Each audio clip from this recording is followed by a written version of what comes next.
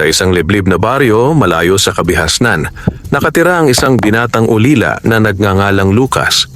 Bata pa lamang siya nang pumanaw ang kanyang mga magulang at simula noon ay namuhay siya mag-isa sa isang maliit na bahay kubo sa gilid ng kakahuyan.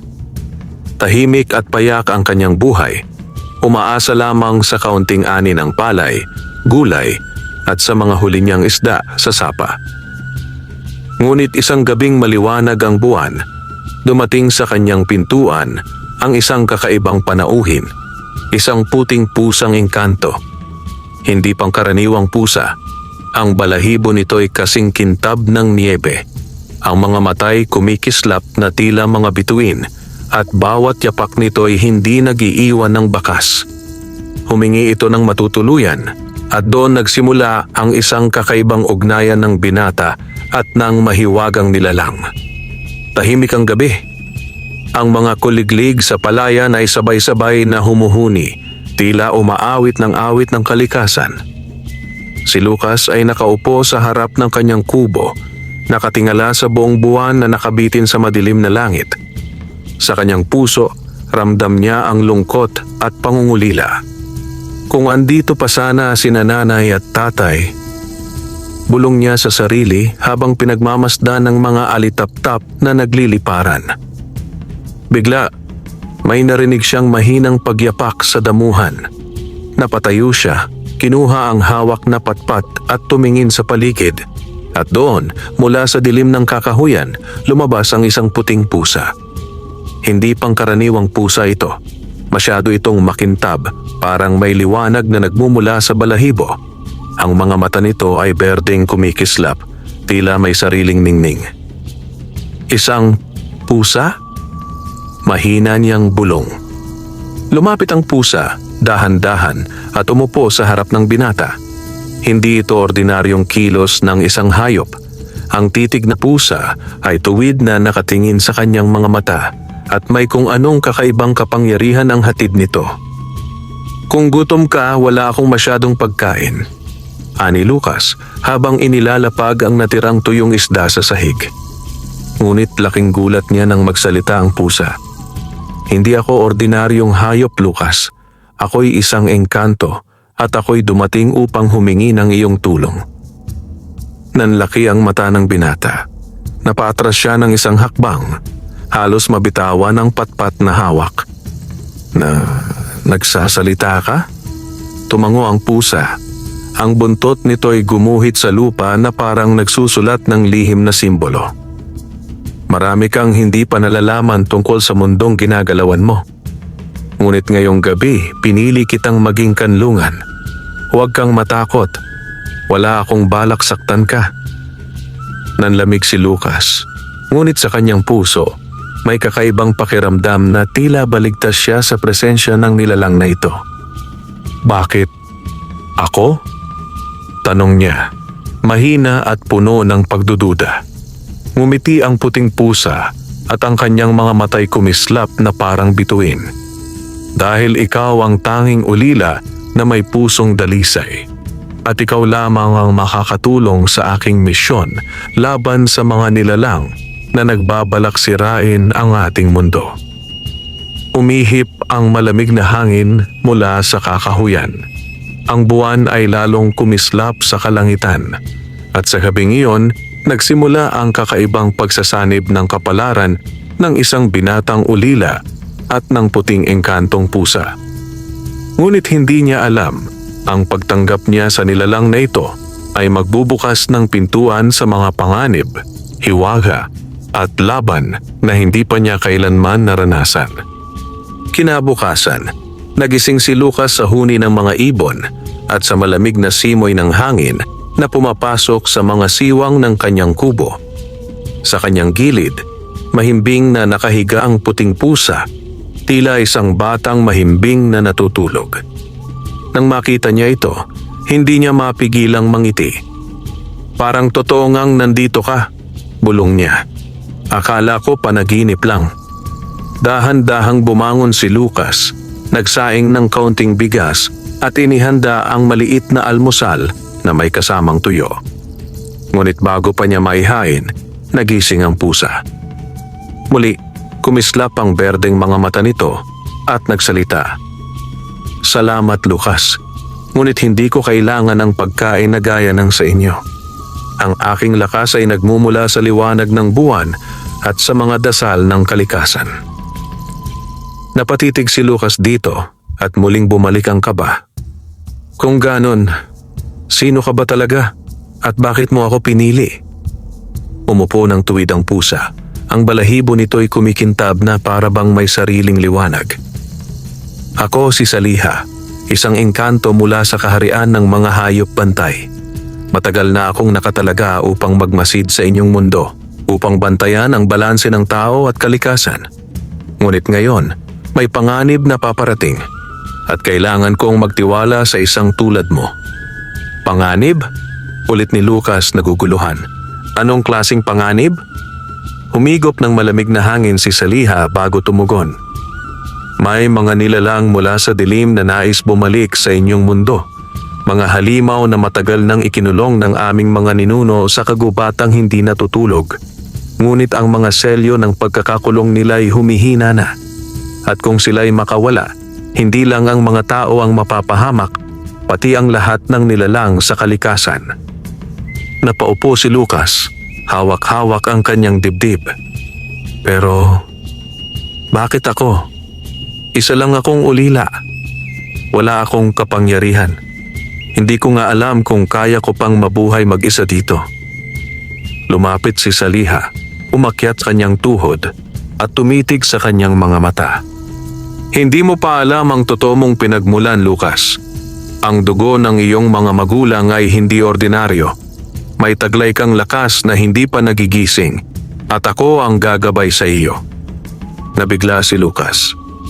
Ang ibig mong sabihin, may misteryo sa mga magulang ko? Ngumiti ang pusa at sa kanyang mga matay may ningning ng lihim na kaalaman. Ang iyong ama ay minsang naging bantay laban sa mga nilalang ng dilim. Ang iyong ina naman ay may angking kakayahang makipag-usap sa mga espiritu ng kalikasan. Ikaw, Lucas, ikaw ang kanilang tagapagmana. Napahinto siya, hindi makapagsalita. Ang bigat ng revelasyong iyon ay tila bumagsak sa kanyang dibdib. Kung totoo ang lahat ng iyan, wika niya, paano ako magsisimula? Wala naman akong alam sa pakikipaglaban. Humagigik si Saliha, mahina ngunit puno ng kumpiyansa. Diyan ako papasok. Ngayong gabi sa ilalim ng bilog na buwan, sisimulan natin ang iyong pagsasanay.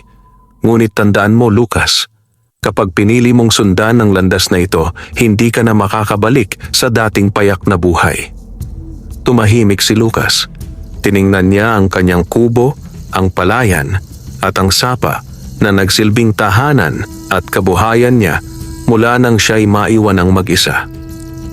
Kung ang ibig sabihin nito ay maililigtas ko ang mga tao laban sa mga halimaw, kung ito ang kapalaran ko, tatanggapin ko. At sa sandaling iyon, ngumiti ang puting pusa na parabang matagal nang hinihintay ang kanyang sagot. Ngunit hindi alam ni Lucas, may mga matang nakamasid mula sa kakahuyan, mga nilalang na hindi dapat makita sa liwanag ng araw. At sa kanilang katahimikan, nagbabadya ang simula ng isang laban na magbabago sa kanyang buong buhay. Lumubog ang araw at muling sumilay ang bilog na buwan sa kalangitan. Ang paligid ay tila nababalot ng malamlam na liwanag at ang mga alitap-tap ay nagsimulang magliparan. Animoy mga bituin na bumaba sa lupa. Nakatayo si Lucas sa harap ng kubo.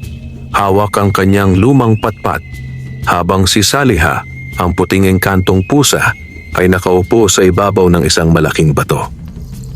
Ngayon, sabi ni Saliha, sisikapin nating gisingin ang kapangyarihang nasa iyong dugo.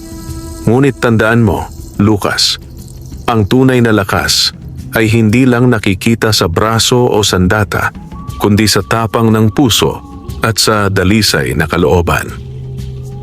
Naguguluhan pa rin si Lucas, ngunit ramdam niya ang pananabik. Hindi niya alam kung totoo ba ang lahat ng sinasabi ng engkanto, ngunit sa loob-loob niya ay nais niyang subukan. Lumapit si Saliha at inikot ang kanyang buntot sa lupa.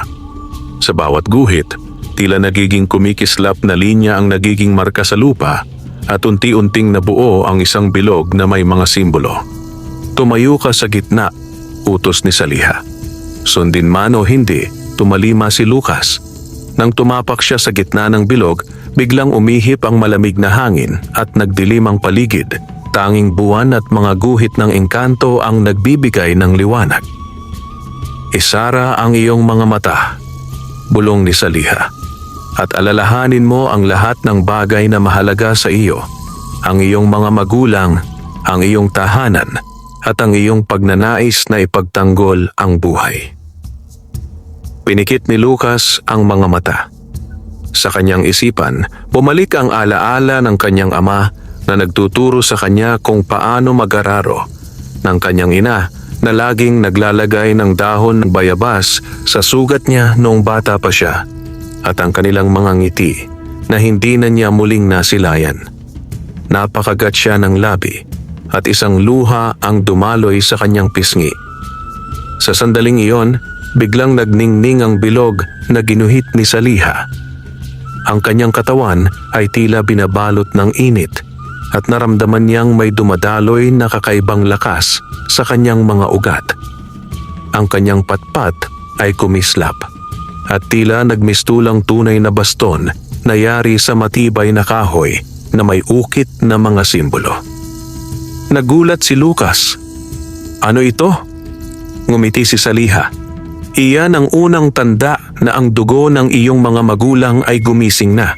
Ngunit hindi pa sapat iyan. Kailangan mong matutunang gamitin ang lakas na yan laban sa dilim. Mula sa gilid ng kakahuyan, kumaluskos ang mga dahon. Lumabas ang tatlong nilalang na parang aso, ngunit ang kanilang mga mata ay pulang-pula. At ang kanilang mga ngipin ay matutulis na parang mga pangil ng buhaya. Mga bantay ng dilim, bulong ni Saliha. Hindi sila tunay na halimaw, ngunit sila ay mga nilikhang anino. Upang makapagsimula ka, kailangan mong harapin sila. Kinabahan si Lucas. Hawak niya ang kanyang baston, ngunit nanginginig ang kanyang kamay. Paano ko sila lalabanan? Makinig ka sa iyong puso. Huwag kang magpaalipin sa takot, sabi ng pusa. Ang mga nilalang ay sabay-sabay na sumugod. Napatras si Lucas, halos madapa, ngunit bago pa siya tuluyang makagat, kumislap ang kanyang baston at tumama sa katawan ng isa. Sa isang iglap, naglaho itong parang usok. Magaling! Sigaw ni Saliha. Ituloy mo! Pinilit ni Lucas na huminga ng malalim. Nang muli siyang sugurin ng dalawa pang nilalang, inikot niya ang kanyang baston at sa hindi niya maipaliwanag na paraan, tila gumalaw ang hangin kasabay ng kanyang galaw.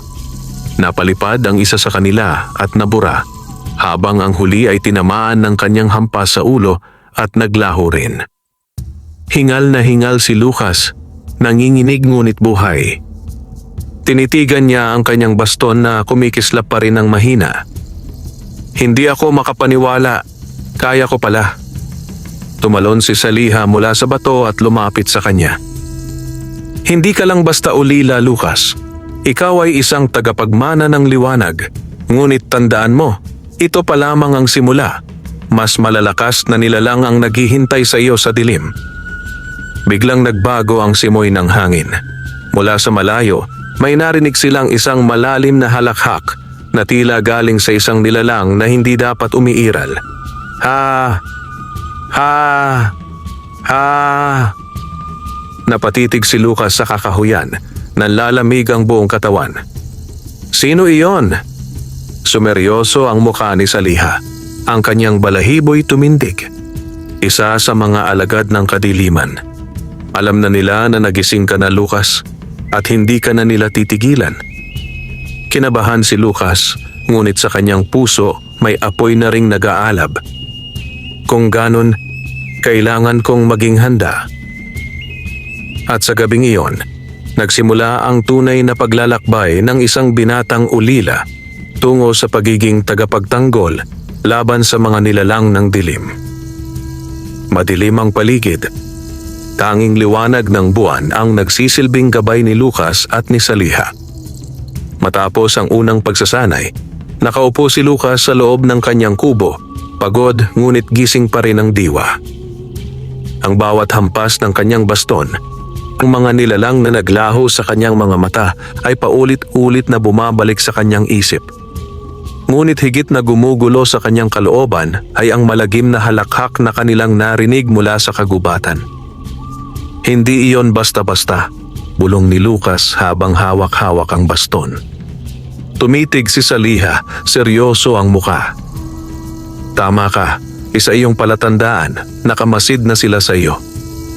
Habang nag-uusap ang dalawa, biglang umihip ang hangin mula sa kakahuyan. Ang mga dahon ng punong kahoy ay nagsipagkaluskos at tila may nagmamasid mula sa dilim. Naririnig ni Lucas ang tunog ng mga yapak na mabibigat, tila ba isang malaking hayop ang dumarating. Maghanda ka, Lucas, bulong ni Saliha. Hindi ito gaya ng mga nilalang na nakaharap mo kanina, isa itong tunay na halimaw. Bumukas ang mga mata ni Lucas at sa kanyang dibdib ay muling nag-umapaw ang kaba. Ngayon agad? Hindi ba't nagsisimula pa lang ako? Ngumiti ng bahagya si Saliha. Ang dilim ay hindi naghihintay. Kapag nagising ang liwanag sa isang nilalang, agad itong sinusubukan ng mga puwersa ng kasamaan. Tadhana ito, Lucas.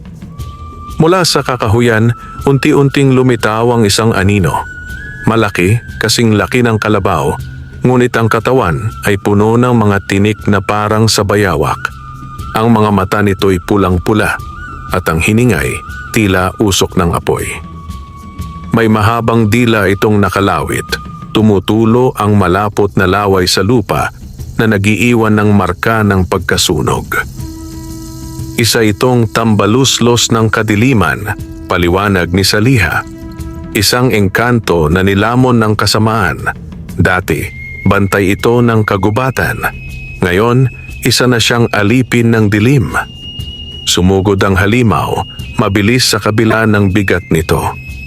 Napaatras si Lucas, ngunit mabilis na itinaas ni Saliha ang kanyang buntot at kumislap ang lupa, naglalabas ng liwanag na nagsilbing harang. Tumigil sandali ang tambaluslos, ngunit agad ding lumusot, sinisira ang harang. Lucas, sigaw ni Saliha. Itaas mo ang iyong baston, pakinggan mo ang tibok ng puso mo. Huwag mong hayaan ang takot na lamunin ka. Hawak ang baston, sumigaw si Lucas at humarap sa halimaw. Nang sumugod ito, itinapat niya ang baston at naramdaman niyang may dumadaloy na init mula sa kanyang mga kamay. Sa isang iglap, naglabas ang baston ng liwanag at tinamaan ang tambaluslos sa dibdib. Umungol ang halimaw na yanig ngunit hindi bumagsak. Muli itong sumugod, ang mga kukoy humahaba at kumikinang sa dilim. Napatras si Lucas, halos madapa, ngunit muling naalala ang tinig ng kanyang ina sa kanyang alaala.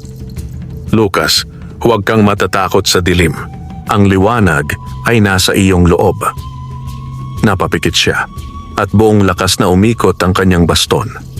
Sa pag-ikot na iyon, tila sumabay ang hangin at isang alon ng liwanag ang kumawala. Tinamaan ang tambaluslo sa muka, dahilan upang ito'y sumigaw ng malakas. Ngunit bago pa tuluyang bumagsak ang halimaw, biglang may bumulong sa hangin. Isang tinig na malamig at nakakatindig balahibo.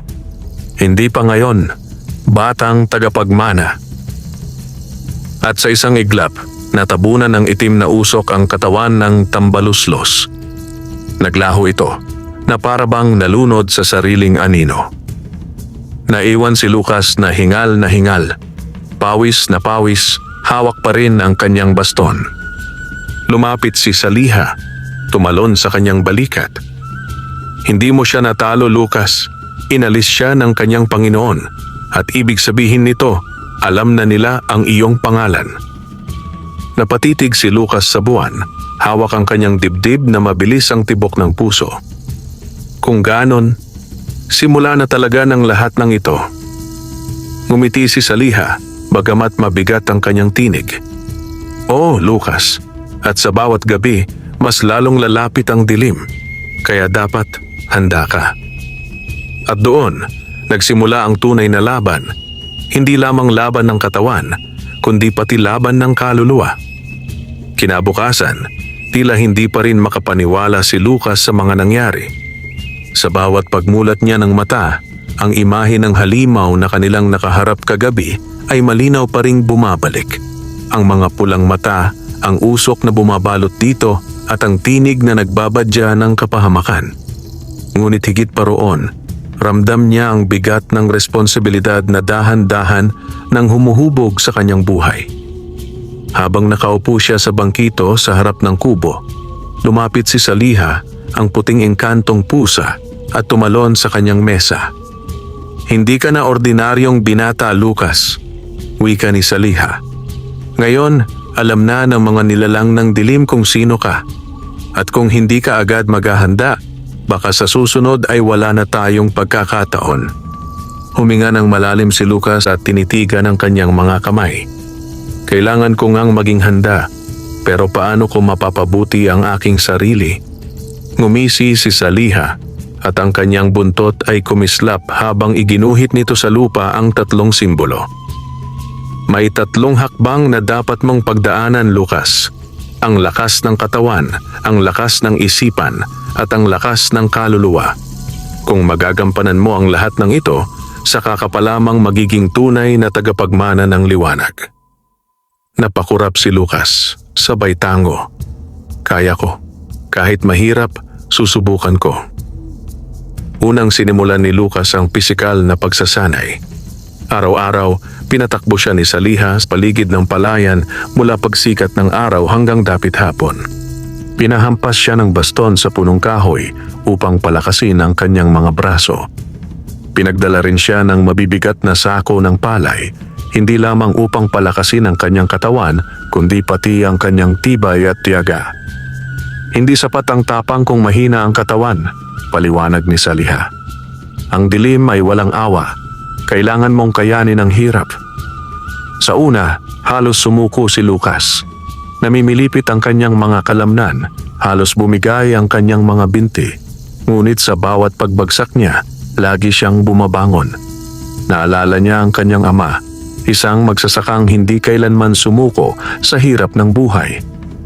Pagkatapos ng ilang linggo ng pag-ehersisyo, nagsimula ang mas mahirap na bahagi, ang disiplina ng isip. Pinapaupo siya ni Saliha sa ilalim ng punong kahoy, pinapikit at pinapakinggan ang paligid. Sa simula, puro huni ng ibon, kaluskos ng hangin at alingawngaw ng sapa ang kanyang naririnig. Ngunit kalaunan, natutunan niyang makiramdam ng mga presensya, ang kilos ng mga insekto, ang tibok ng kanyang sariling puso at ang mga aninong gumagalaw sa paligid. Lucas, ani Saliha, ang tunay na mandirigma ay hindi lamang marunong lumaban, kundi marunong ding makiramdam. Ang kaaway na hindi mo nakikita ay siyang pinakamapanganib. Isang gabi, habang nakapikit si Lucas, naramdaman niyang may nilalang na papalapit mula sa kakahuyan. Hindi niya ito nakikita, ngunit ramdam niya ang malamig na presensya nito. Nang dumilat siya, nakita niyang isang maliit na nilalang na parang asong itim ang nakatayo sa gilid ng kanilang bakuran. Kinuha niya ang baston at bago pa man ito makasugod, naitaboy niya na ito gamit ang liwanag ng kanyang isipan. Ngunit ang huling bahagi ng pagsasanay ang pinakamahirap. Lucas, paliwanag ni Saliha, ang iyong kaluluwa ang siyang magiging sandata laban sa mga halimaw. Ngunit hindi lahat ng tao ay kayang tiisin ang bigat ng sariling anino. Sa gabing iyon, inihatid siya ni Saliha sa isang lihim na lugar sa kagubatan, isang lawa na kumikislap sa ilalim ng buwan. Sa tuwing tumitingin siya sa tubig, hindi ang kanyang refleksyon ang lumilitaw, kundi mga alaala at takot na nakabaon sa kanyang puso. Una, Nakita niya ang imahe ng kanyang mga magulang na nakahandusay sa lupa, duguan, na parabang pinaslang ng isang halimaw. Napaluha si Lucas at halos madurog ang kanyang loob. "Hindi totoo yan," bulong ni Saliha. "Iyan ay pagsubok ng iyong kaluluwa. Kailangan mong tanggapin ang sakit, ngunit huwag mong hayaang lamunin ka ng galit." Pinilit ni Lucas na huminga ng malalim. Tinanggap niya ang kirot, pinikit ang kanyang mga mata at inusal sa isip. "Hindi ako susuko. Ang sakit na ito ang magiging dahilan para lumaban ako." At sa sandaling iyon, nagningning ang kanyang baston ng mas maliwanag kaysa dati at ang kanyang katawan ay tila binalot ng liwanag ng buwan. Ilang linggo ang lumipas. Si Lucas ay hindi na ang dating payat at mahiyain na ulila. Ang kanyang katawan ay mas matibay, ang kanyang isipan ay mas kalmado, at ang kanyang kaluluwa ay mas buo. Tumayo siya sa harap ng kubo, hawak ang baston na tila naging bahagi na ng kanyang katauhan. "Handa na ako, Saliha," wika niya. "Kung sino man ang darating mula sa dilim, hindi ko na sila uurungan." Ngumiti ang puting engkantong pusa. "Tandaan mo, Lucas, ang bawat liwanag ay sinusubok ng kadiliman at malapit na ang araw na haharapin mo ang pinakamalaking pagsubok sa lahat. At sa di kalayuan, sa pinakailalim ng kagubatan, may mga matang mapula na nakamasid, naghihintay ng tamang pagkakataon upang muling umatake." Makalipas ang ilang araw ng walang humpay na pagsasanay, nagpasya si Saliha na panahon na para subukin si Lucas sa labas ng kanyang bakuran. Hindi na sapat ang laban sa mga nilalang anino o maliit na halimaw. Kailangang masaksihan ni Lucas ang bangis ng isang pinuno ng dilim upang tunay na maunawaan ang panganib na kanilang kinakaharap. Isang dapit hapon, habang nagbabantay si Lucas sa gilid ng sapa, narinig niya ang mahina ngunit malinaw na tinig na lumalabas mula sa kakahuyan. "Lucas." Napatayo siya, hawak agad ang kanyang baston. Ang tinig ay tila humahalo sa hangin, ngunit may bigat at lamig na gumagapang sa kanyang mga buto. Lumabas si Saliha mula sa damuhan. Ang kanyang balahibo'y nakataas at kumikislap. "Dumarating na sila," anya. "Isa sa kanilang mga pinuno. Hindi ito ordinaryong halimaw. Maganda ka." Bago pa makasagot si Lucas, biglang nagdilim ang paligid kahit hindi pa tuluyang lumulubog ang araw. Ang mga ibon at kuliglig ay natahimik at ang simoy ng hangin ay tila nanigas. Mula sa pusod ng kagubatan, may umuusbong na anino, malaki, matangkad, at may mahahabang sungay na parang sa kalabaw. Ngunit ang katawan nito'y mistulang pinaghalo ng tao at hayop. Makapal na balahibo, malalaking kuko, at mata na naglalagablab na parang apoy. Ang balat nito'y kulay abo at ang bibig ay may matutulis na ngipin na tila laging nauuhaw sa dugo. "Ito si Lakanpati ng dilim," bulong ni Saliha. Isa sa mga pinuno ng mga halimaw na matagal nang nakakulong sa kagubatang hindi natutulog. "Kung kaya mong tumagal sa kanya ngayong gabi, Lucas, nangangahulugan iyon na totoo ang iyong lakas." Ngumisi ang halimaw. Ang boses nito'y kumakalabog na parang kulog. Sa wakas, ang anak ng mga bantay ay nagpakita. "Ikaw ang hinihintay naming tagapagmana ng liwanag. Ngunit magtatapos ka ring gaya ng iyong mga magulang." Sumugod si Lakanpati, mabilis sa kabila ng laki ng katawan. Tumalon si Lucas sa gilid, halos madapa, at pinaghampas ang baston. Kumislap ito at tumama sa braso ng halimaw. Umungol ang nilalang, ngunit imbes na bumagsak, lalo itong lumakas. "Lucas!" sigaw ni Saliha. "Huwag kang umasa sa lakas ng iyong braso. Ituon mo ang iyong loob. Alalahanin mo ang lahat ng pinagdaanan mong pagsasanay." Huminga ng malalim si Lucas. Naalala niya ang pagpasa ng sako ng palay, ang pakikipagbuno sa sariling takot, at ang kanyang sumpa sa harap ng lawa ng kaluluwa.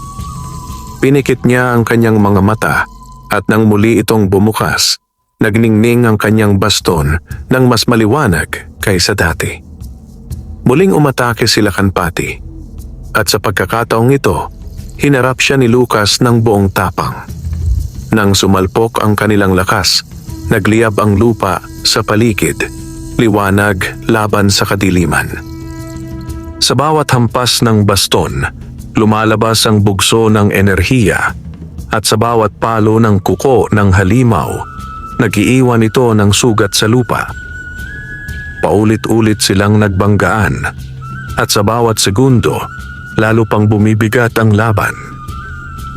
Ngunit sa gitna ng labanan, nakahanap ng pagkakataon si Lakhanpati. Sa isang mabilis na galaw, nahawakan nito ang balikat ni Lucas at inihagis siya palayo. Bumagsak siya sa lupa, halos mawalan ng malay, at ang kanyang dibdib ay halos mabiyak sa bigat ng hampas. Lumapit ang halimaw, nagtataas ng matutulis na kuko upang wakasan siya. Ngayon, tagapagmana, dito na matatapos ang iyong liwanag. Ngunit bago pa man bumagsak ang kuko, biglang kumislap ang buwan sa kalangitan. Ang liwanag nito ay tila dumiretso kay Lucas, binabalot ang kanyang buong katawan. Narinig niya sa kanyang puso ang tinig ng kanyang ina. "Anak, ang liwanag ay hindi kailanman magigiban ng dilim. Bumangon ka." Dahan-dahang tumayo si Lucas. Hawak ang baston na ngayon nag-aalab sa puting liwanag.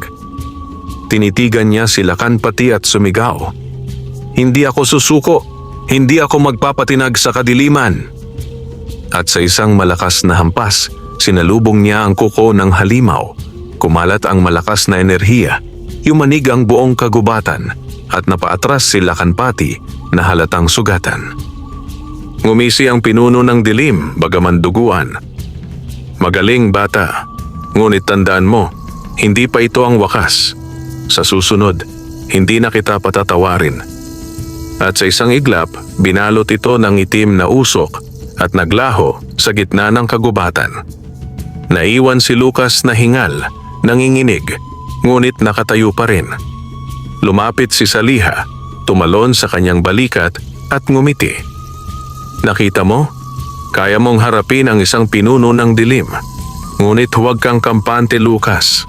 Mas marami pa silang darating at mas malalakas pa." Tumingala si Lucas sa buwan, hawak pa rin ang baston na kumikislap.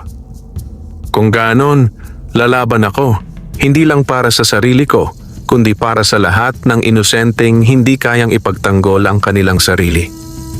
At sa gabing iyon, sa gitna ng katahimikan ng kagubatan, opisyal nang nagsimula ang kanyang pagiging tagapagtanggol ng liwanag. Makalipas ang laban kay Lakhanpati, ramdam ni Lucas na mas lalong bumigat ang kanyang tungkulin. Hindi lamang siya basta binigyan ng kapangyarihan, malinaw na may nakatakdang laban na hindi niya matatakasan. Ngunit sa kanyang puso, alam niyang hindi sapat ang isang tao laban sa hukbo ng dilim. Isang umaga, habang nagdidilig siya ng halaman sa gilid ng kanyang kubo, nagsalita si Saliha. "Lucas, hindi ka nag-iisa. Ang liwanag ay hindi lamang nasa iyo. May iba pang nilalang na handang lumaban para protektahan ang kalikasan at ang mga inosente. Panahon na para makilala mo sila." Nagulat si Lucas. "Mga nilalang? Katulad mo rin ba, Saliha?" Tumango ang puting pusa, kumislap ang mga mata. "Oo, at sila ay matagal nang nagtatago, naghihintay ng tamang oras para tumulong." Dinala ni Saliha si Lucas papasok sa pusod ng kagubatan, sa lugar na tinatawag na Pusod ng Hangin, isang sagradong bahagi ng gubat na hindi basta natatagpuan ng mga tao. Habang lumalalim sila, napansin ni Lucas na nag-iiba ang paligid. Ang mga puno'y mas matataas, ang mga dahon ay kumikislap na tila may sariling liwanag, at ang hangin ay tila kumakanta. Dito matatagpuan ang mga nilalang ng kalikasan, paliwanag ni Saliha. mga bantay na piniling magkubli upang hindi madungisan ng kasamaan. Biglang umihip ang malamig na simoy. Mula sa ulap ng alikabok, lumitaw ang isang maliit na nilalang na kulay asul na may pakpak na parang sa paru-paro. Ito'y kumikislap at umiikot sa paligid ni Lucas. "Ako si Lyra, diwata ng hangin," wika ng nilalang. "Matagal ka na naming hinihintay, tagapagmana ng liwanag." Hindi pa man nakakabawi si Lucas sa gulat, biglang gumalaw ang lupa at mula rito'y sumulpot ang isang lalaking tila yari sa bato at lupa, matipuno at malaki ang katawan. Ang boses nito'y mabigat at malalim. "Ako si Bantug, tagapangalaga ng lupa. Kung laban ang haharapin mo, hindi ka namin iiwan." At mula naman sa lawa sa gitna ng kagubatan, sumulpot ang isang nilalang na hugis babae, ngunit yari sa tubig. Ang kanyang buhok ay umaagos na parang ilog. "Ako si Dayang Tubig. Sa lahat ng laban, dadaloy ang aking lakas upang tulungan ka." Nanlaki ang mata ni Lucas. Hindi siya makapaniwala sa kanyang nasasaksihan. Mga diwata, mga nilalang ng kalikasan, bulong niya. Tumango si Saliha. "Lucas, sila ang iyong mga kakampi, ngunit hindi sapat ang pagkikita lamang. Kailangan mong gumawa ng tipan, isang sumpa ng katapatan at pag-iisa laban sa dilim." Lumapit si Lyra, inilapag ang kanyang maliit na kamay sa balikat ni Lucas. "Handa ka ba? Dahil kapag tinanggap mo ito, hindi ka na pwedeng umurong." Huminga ng malalim si Lucas at tumango. "Oo, hindi ko kaya ang laban na ito mag-isa. Tinatanggap ko kayo bilang mga kasama." Sa gitna ng kagubatan, nagsagawa sila ng ritual. Nagsindi si Bantug ng apoy mula sa mga bato, habang si Dayang Tubig ay nagpaagos ng malinaw na tubig na bumalot sa paligid.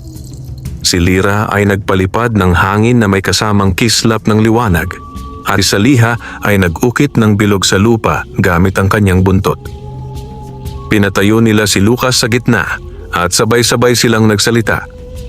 "Sa liwanag ng buwan at sa lakas ng kalikasan, itinatali namin ang aming lakas sa iyo, Lucas, tagapagmana ng liwanag." Naramdaman niya ang bugso ng enerhiya mula sa kanila. Ang kanyang katawan ay tila nagkaroon ng 4 na bagong hininga: lakas ng lupa, daloy ng tubig, awit ng hangin at gabay ng hayop. Kumislap ang kanyang baston at nagkaroon ito ng 4 na ukit na simbolo. Pagkatapos ng ritual, ramdam ni Lucas na mas matatag siya kaysa dati. Hindi lamang siya nakasalalay sa kanyang sariling lakas.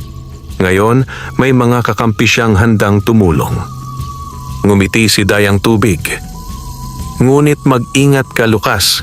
Ang dilim ay hindi titigil hanggat hindi ka nila napapabagsak. At ngayong pinagtibay mo ang iyong tipan, tiyak na mas malalakas na nilalang ang kanilang ipapadala." Sumabat si Bantug, mabigat ang tinig. "Ngunit hindi ka na nag-iisa." Tumango si Lucas, hawak ang kanyang baston na kumikislap sa ilalim ng liwanag ng buwan. "Kung ganon, simula ngayon, hindi lamang ako ang lalaban. Tayong lahat ang haharap sa dilim." Sa malayo, muling sumiklab ang pulang ningning sa ilalim ng kagubatan. At doon, naghihintay ang mga pinunong halimaw, handa nang subukin ang bagong lakas na ipinagkaloob kay Lucas at sa kanyang mga kakampi. Tahimik ang baryo ng gabing iyon. Ang mga tao ay mahimbing na natutulog, tanging huni ng kuliglig at iyak ng mga palaka sa palaya ng maririnig. Ngunit sa gitna ng dilim, may gumagapang na panganib. Isang hukbo ng mga nilalang mula sa kagubatan, pinamumunuan ng mga alagad nila Kanpati. Sa gilid ng kakahuyan, nakatanaw si Lucas kasama sina Saliha, Lyra, Bantug at Dayang Tubig. Nakita nilang dahan-dahang pumapasok ang mga halimaw, mga nilalang nakahawig ng tao ngunit may mahahabang dila, matutulis na kuko at mga matang kumikislap na pula. Kasama pa nito ang mga dambuhalang uwak na may pakpak na kasing haba ng tao. Mga aswang at uwak ng dilim, bulong ni Saliha. Sila ang ipinadala upang subukin ang baryo. Nanlaki ang mata ni Lucas. Hindi lang ako ang kanilang pakay. Ang buong baryo ang nais nilang wasakin. Tumango si Bantog, mariin ang tinig. Kaya narito tayo. Panahon na para ipakita ang lakas ng ating tipan. Hindi nag-atubili si Lucas. Tumakbo siya patungo sa gitna ng baryo. Hawak ang kanyang baston na kumikislap sa liwanag ng buwan. Humarap siya sa mga halimaw na papalapit. Walang sino man ang makakapanakit sa mga taong ito. Sigaw niya. Sa kanyang likuran, kumilos na rin ang kanyang mga kakampi. Itinaas ni Lyra ang kanyang mga kamay at biglang bumugso ang malakas na hangin na nagpalipad sa mga uwak ng dilim. Si Bantog ay bumagsak ang kamao sa lupa at mula rito'y sumulpot ang mga batong humarang sa daraanan ng mga halimaw. Samantala, si Dayang Tubig ay nagpaagos ng tubig mula sa ilog, binaha ang daanan ng mga nilalang at nilunod ang ilan sa kanila. Sumugod ang 3 aswang kay Lucas, mabilis at mababangis. Pinakiramdaman niya ang kanyang puso, gaya ng itinuro sa kanya ni Saliha. Sa unang galaw, hinarang niya ang kuko ng isa gamit ang baston at sabay pinalo ang ulo nito. Naglaho itong parang abo. 2 na lang, bulong niya sa sarili. Mabilis na tumalon ang isa sa kanyang likod, ngunit bago pa siya matamaan, biglang dumampi ang hangin mula kay Lyra at itinapon ang nilalang palayo. Ang isa naman ay sumugod mula sa harapan. Subalit sinalubong ito ni Lucas ng malakas na hampas at muling kumalat ang liwanag na nagpabura rito. Ngunit hindi pa tapos ang lahat. Mula sa likod ng mga halimaw, lumitaw ang isang babaeng mahaba ang buhok, maputla ang balat at may matang parang ahas. Nakasuot ito ng mahabang itim na damit na tila gawa sa usok. Ako si Salindra, alagad ni Lakanpati, aniya na may malamig na tinig. Batang tagapagmana, tingnan natin kung hanggang saan ang iyong lakas. Nagulat si Lucas. Ramdam niya ang bigat ng presensya nito. Isa na namang pinuno, bulong niya. Tumawa si Saliha, ngunit mariin. Huwag kang magpalinlang, Lucas. Isa siyang salamangkera ng dilim. Ang kanyang lakas ay nakasalalay sa ilusyon at kasinungalingan. Itinaas ni Salindra ang kanyang mga kamay at biglang nagbago ang paligid. Ang baryo ay nagmistulang nasusunog. Ang mga tao ay sumisigaw at nagtatakbuhan. Nataranta si Lucas at halos tumakbo upang iligtas sila. Lucas! Sigaw ni Saliha. Huwag kang padadala. Hindi totoo yan. Huminto siya. Pinikit ang kanyang mga mata at pinakinggan ang tibok ng kanyang puso. Nang muli niyang idilat ang mga mata, nawala ang ilusyon. Wala palang apoy, wala ring sigawan. Isa lamang itong kasinungalingan ni Salindra. Hindi mo ako malilinlang, sigaw niya. Sumugod siya at sa isang hampas ng baston, pinunit niya ang usok na bumabalot sa katawan ng salamangkera. Napasigaw si Salindra, naglaho ang ilusyon at muling bumalik sa anyo ang baryo. Ngunit bago siya tuluyang mapabagsak, ngumisi si Salindra. Magaling, bata, ngunit tandaan mo, mas marami pa kaming darating at hindi lahat ay kaya mong iligtas. At sa isang iglap, naglaho siya kasama ng mga natitirang halimaw. Hingal na hingal si Lucas, pawis na pawis, ngunit nakatayo pa rin. Lumapit ang ilang tao mula sa baryo, gulat na gulat. Lucas, ikaw ba ang nagligtas sa amin? Tanong ng isang matanda. Hindi alam ni Lucas kung ano ang isasagot. Ngunit bago pa siya makapagsalita, lumapit si Saliha at bulong sa kanya. Hindi pa oras upang ipakita ang lahat. Ngunit darating ang panahon na malalaman nila ang iyong tunay na papel. Tumingin si Lucas sa mga tao, ngumiti at tumango. Basta't nasa paligid ako, walang makakapanakit sa inyo. At sa gabing iyon, sa unang pagkakataon, naranasan ng baryo ang halimaw ng dilim. ngunit naranasan din nila ang kanilang tagapagtanggol. Kinabukasan matapos ang pag-atake, nagising si Lucas sa mga bulungan sa paligid ng kanyang kubo. Nang sumilip siya, nakita niya ang ilang taga-baryo, mga matatanda, kababaihan at kabataan. Nakatingin sa kanya na may halong gulat at paghanga. Si Lucas, siya ang nakipaglaban kagabi. Bulong ng isang matanda. Tinaboy niya ang mga halimaw. Dagdag ng isa. Hindi ko akalaing ang ulilang binata, siya pala ang magtatanggol sa atin. Napakamot ng ulo si Lucas, hindi sanay sa ganoong atensyon. Mula nang mamatay ang kanyang mga magulang, siya ay naging simpleng binata na walang ibang iniisip kundi mabuhay sa araw-araw. Ngayon, bigla siyang nasa gitna ng mga mata ng buong baryo.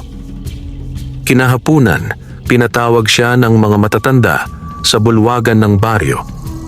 Nandoon ang pinakamatandang babae na si Lola Bising, na kilalang tagapayo ng baryo. Nakaupo siya sa gitna, hawak ang isang pamaypay na yari sa nahaw. Lucas, wika ni Lola Bising. Nakita naming lahat ang ginawa mo kagabi. Wala pang sino man sa atin ang nagkaroon ng lakas na harapin ang ganoong mga nilalang. Ano ba talaga ang nangyayari? Tumingin si Lucas kay Saliha na nakaupo sa kanyang balikat. Tumango ang puting engkantong pusa na tila nagsasabing maaari na siyang magsalita.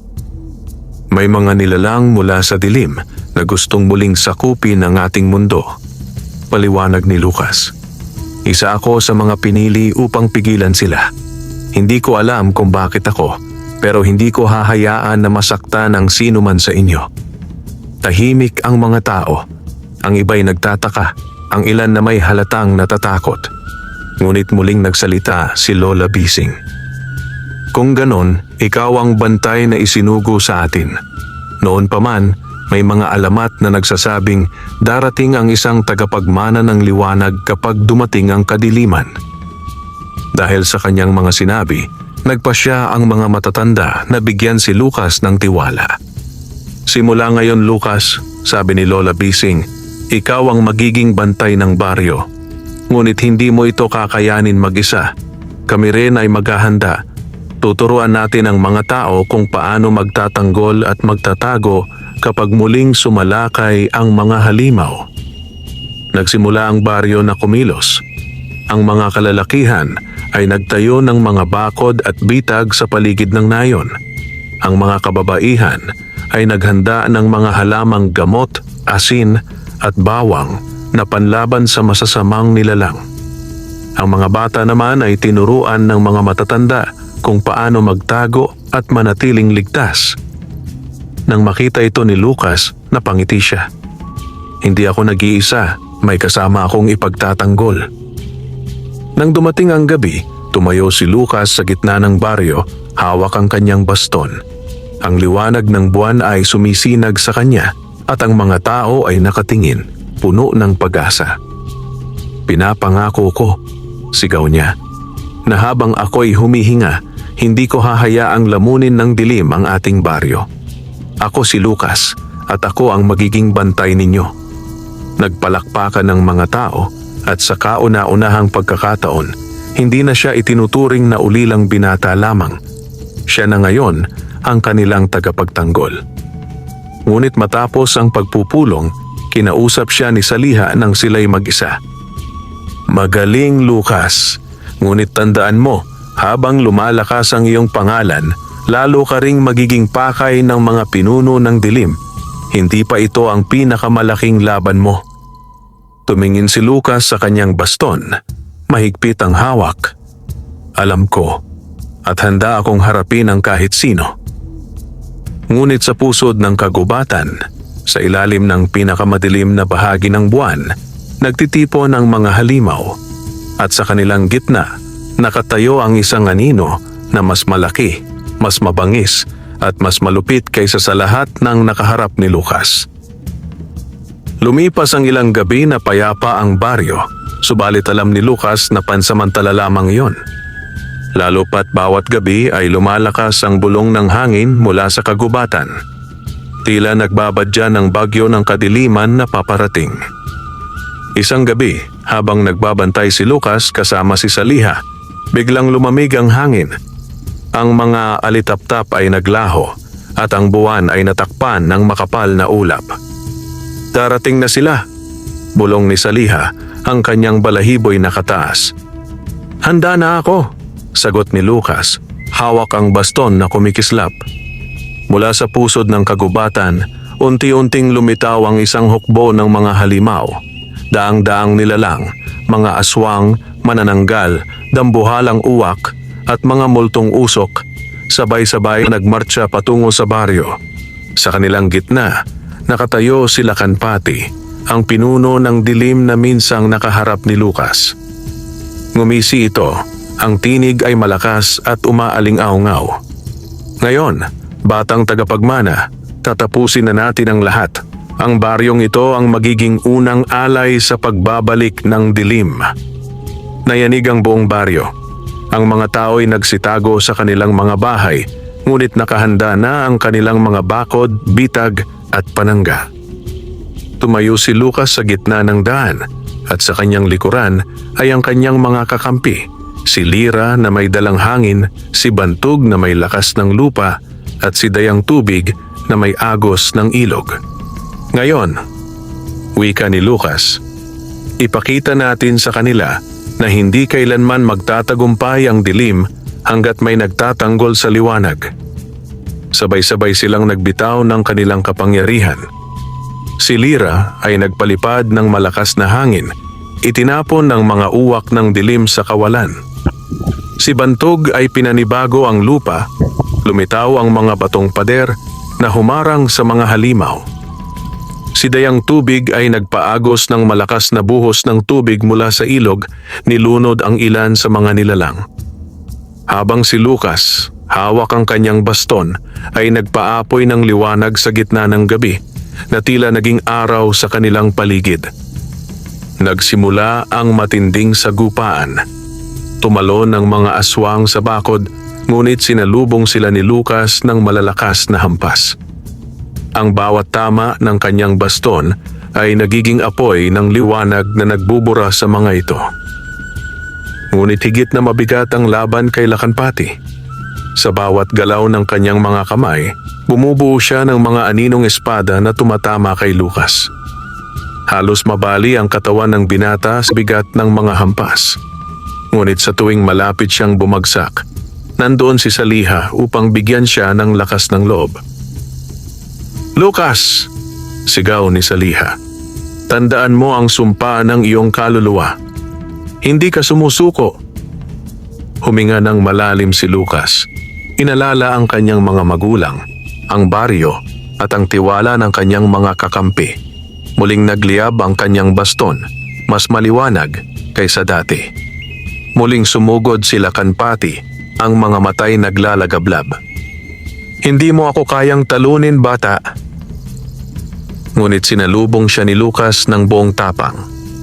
Sa isang malakas na sigaw, itinaas niya ang kanyang baston. At mula rito'y sumabog ang liwanag ng 4 na elemento, hangin, lupa, tubig at hayop, na nagmula sa kanyang mga kakampi. Ang liwanag na iyon ay sumalpok kay Lakanpati at sa unang pagkakataon, napaatras ang pinuno ng dilim. Napasigaw ito ng malakas at ang kanyang mga anino ay naglaho sa hangin. Ngunit bago tuluyang maglaho, ngumisi si Lakanpati. Hindi pa ito ang wakas, Lucas. Sa pagbabalik ko, hindi lamang ang baryong ito ang babagsak, kundi ang buong mundo ng tao. At sa isang iglap, nawala siya sa ulap ng usok kasabay ng natitirang halimaw. Tahimik ang baryo. Dahan-dahang lumabas ang mga tao mula sa kanilang mga bahay at nang makita nila si Lucas at ang kanyang mga kakampi na nakatayo pa rin, nagsigawan sila ng tuwa at pasasalamat. Tagapagligtas, sigaw ng isa. Bantay ng baryo, dagdag ng iba. Ngumiti si Lucas, bagamat hingal at sugatan. Tinitigan niya ang buwan at sa kanyang puso ay malinaw ang kanyang pangako. Hanggat humihinga ako, hindi ko hahayaang manaig ang dilim. Lumapit si Saliha at tumalon sa kanyang balikat. Magaling, Lucas. Ngunit tandaan mo, ito pa lamang ang simula ng mas malaking laban. Tumingin siya sa kanyang mga kakampi at sabay-sabay silang tumango. Dahil alam nilang ang kanilang tipan ay hindi lamang para sa baryo, kundi para sa buong mundo. Muling bumalik ang katahimikan sa baryo matapos ang matinding pagsalakay ng hukbo ng dilim. Sa loob ng maraming taon, hindi pa nila naranasan ang ganoong bangis ng mga halimaw at ngayon lamang nila nasilayan ang isang tagapagtanggol na nagmula sa kanilang sariling lupain. Si Lucas, na dati isang simpleng ulilang binata, ngayon kinikilala bilang bantay ng baryo, ang tagapagmana ng liwanag. Sa bawat gabing maliwanag ang buwan, nakikita siya ng mga tao na nagbabantay sa gilid ng palayan, hawak ang baston na kumikislap, at sa kanyang tabi ang puting engkantong pusa na si Saliha. Ngunit sa kabila ng kanilang panalo, alam nilang hindi pa tapos ang laban. Kinabukasan, sama-sama ang mga tao sa baryo. Ang mga kalalakihan ay nagtayo ng mas matibay na bakod, ang mga kababaihan ay naghanda ng mas maraming halamang gamot, asin at mga orasyon. Ang mga bata naman ay tinuruan ng matatanda kung paano makikilala ang mga nilalang ng dilim at paano sila maiiwasan. Habang pinagmamasdan ni Lucas ang lahat, naramdaman niya ang bigat ng kanyang responsibilidad. Hindi ko lang sila pinoprotektahan, bulong niya kay Saliha. Ako ang nagbibigay sa kanila ng pag-asa. Ngumiti ang puting pusa. Ganoon talaga, Lucas. Ang liwanag ay hindi lamang sandata, ito'y gabay. Ngunit sa kalayuan, sa pusod ng kagubatan na hindi natutulog, isang kakaibang enerhiya ang bumabalot. Sa mga anino ng punong kahoy, muling nagtitipon ang mga pinunong halimaw. Sila Kanpati, bagamat sugatan, ay nakatayo pa rin sa gitna nila. Hindi pa ito ang wakas, bulong niya sa kanyang mga kasamahan. Nakita ko ang kanyang lakas, ngunit nakita ko rin ang kanyang kahinaan. Sa pagbabalik natin, hindi lang baryo ang ating babagsakin, kundi ang buong pulo. Tumawa ang iba pang nilalang, at ang kanilang halakhak ay umaling-aungaw sa hangin, isang babala ng darating na kapahamakan. Gabing iyon, nanaginip si Lucas. Nakita niya ang isang malawak na dagat ng dugo, at sa gitna nito'y nakatayo ang isang nilalang na mas malaki, mas malupit, at mas makapangyarihan kaysa kay Kanpati. Ang mga mata nito'y nagliliyab, at ang tinig nito'y umalingaw-ngaw sa kanyang isip. Darating ako, tagapagmana, at kapag dumating ako, madidilim ang buwan at luluhod ang lahat ng nilalang sa aking pangalan.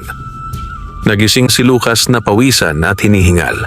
Tinitigan niya ang buwan mula sa bintana ng kanyang kubo at sa kanyang puso ay mas lalo niyang pinagtibay ang kanyang sumpa. Kung sino ka man, handa akong salubungin ka. Hindi ako uurong. At doon nagsimula ang bagong yugto ng kanyang buhay. Si Lucas, ang ulilang binata na tinuluyan ng isang puting engkantong pusa, ay hindi na lamang bantay ng isang baryo.